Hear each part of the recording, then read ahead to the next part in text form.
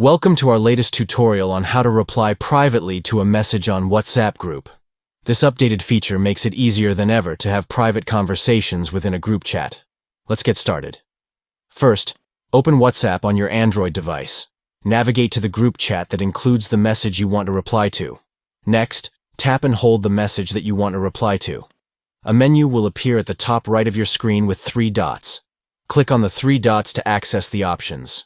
Choose the Reply Privately option to reply to the sender privately. This will open a new chat window with the original message at the top so you can refer back to it while crafting your response. Now, type your answer beneath the original message. This ensures that the sender knows exactly what you are replying to in the private chat. Once you are satisfied with your response, tap the send arrow icon to send your message privately to the sender. They will receive it as a direct message outside of the group chat. And there you have it. You have successfully replied privately to a message in a WhatsApp group. This feature is a great way to have one-on-one conversations without cluttering the group chat. We hope you found this tutorial helpful.